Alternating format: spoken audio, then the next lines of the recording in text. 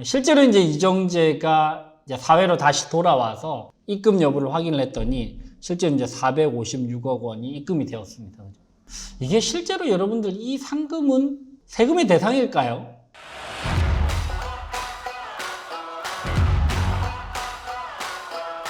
네, 안녕하세요. 류지원 변호사입니다. 세 번째는 가장 핵심적인 동의서와 관련된 부분. 오징어 게임의 2화에 이런 장면이 나옵니다. 주최 측에서 이렇게 이야기를 하죠. 지금 다시 선택의 기회를 드리겠습니다. 돌아가서 남은 인생을 빚쟁이들에게 쫓기며 쓰레기처럼 사시겠습니까?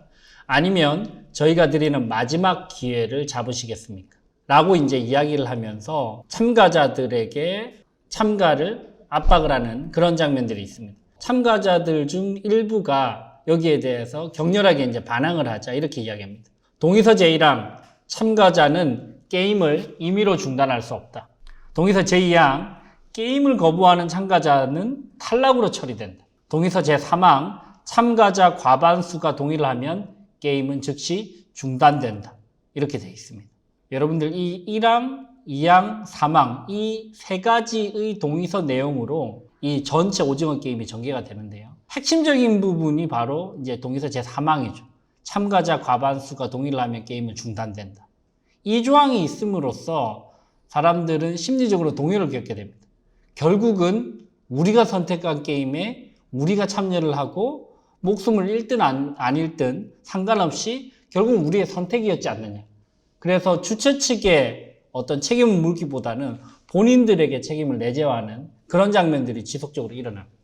이 동의서 효력이 있을 거예요, 여러분. 게임을 거부하는 참가자는 탈락으로 처리된다. 탈락으로 처리된다는 게 이제 죽음을 의미하고요. 그죠? 이 동의서들 자체도 민법 제103조 위반이 되겠죠. 그죠?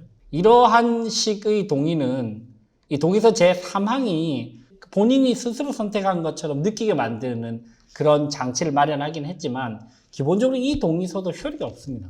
본인이 이제 게임에 참여해서 탈락하면 죽음에 이르게 된다. 이런 식의 동의서는 효력이 있을 수 없다는 건 거죠. 이것도 이제 반사회적인 내용을 담고 있는 동의서로서 효력이 없고 그렇기 때문에 참가자 과반수가 동의를 하면 게임은 중단된다. 과반수가 동의를 하지 않았는데 게임에 반드시 참여를 해야 되지 않나? 라고 이제 묻는다면 그런 건 전혀 상관없이 참가자 과반수 동의가 없더라도 본인이 게임을 중단하겠다. 나는 여기서부터 탈출하겠다, 나가겠다 라고 하면 막을 수 없다는 건 거죠. 이걸 막거나 이걸 막는 행위로서 폭력을 가하거나 살인을 하거나 이런 행위들은 전부 다 형법 위반으로 처벌받을 수 있습니다. 그래서 오징어 게임에 나오는 동의서의 각 조항들도 사실은 법률적으로는 효력이 없다.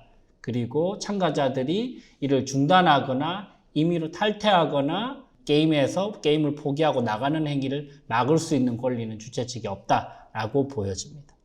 네 번째, 상금이 얼마였죠, 여러분? 상금은 456억이었습니다. 실제로 이제 이정재가 이제 사회로 다시 돌아와서 입금 여부를 확인을 했더니 실제로 이제 456억 원이 입금이 되었습니다. 이게 실제로 여러분들 이 상금은 세금의 대상일까요? 이 주최 측은 기본적으로 우리가 생각을 해봤을 때 게임 자체가 효력이 없고 이 게임에 동의를 하고 말고는 효력이 없기 때문에 사실은 상금을 주지 않아도 법률적으로는 전혀 문제는 없단 말이죠. 기본적으로 이 게임의 주최 측은 참가자들에 대한 최소한의 신뢰를 지킨 것 같아요. 456억 원을 주겠다고 했는데 실제로 456억 원을 입금을 해줬습니다. 근데 실제로 456억 원이 입금이 되는 게 법적으로는 사실은 좀 앞뒤가 안 맞는 부분이 있어요. 왜냐하면 상금도 소득입니다. 소득세법은 엄격하게 상금을 원천징수의 대상으로 판단하고 있고 원천징수 세율은 기본적으로 기타 소득에 대해서는 20%, 여기에 이제 지방세까지 붙어서 한 22% 정도의 세금이 원천징수가 됩니다. 그렇다면 세액은 제가 계산을 해보니까 전체 456억 중에 100억 3,200만 원이 원천징수가 돼야 됩니다. 그 나머지 금액이 이제 입금이 돼야 되는 겁니다. 그래서 상금도 여러분들, 로또도 마찬가지고 전부 다 세금이 적용이 되고 만약에 미납이 되면 국세기본법에 따라서 미납된 부분에 대해서 3% 금액이 가산된다라는 부분까지 한번 쭉 살펴봤습니다. 자, 여러분들 오징어 게임 속에서 등장하는 법률적 쟁점들에 대해서 간단하게 요약을 해서 설명을 드려봤습니다. 여러분들도 혹시 오징어 게임 보시다가 이 부분이 법률적으로 말이 되나? 효력이 있나? 라는 생각이 드신 분들이 분명히 있을 것 같아서 컨텐츠를 한번 만들어 봤습니다. 협상 전문가 류재현 변호사였습니다.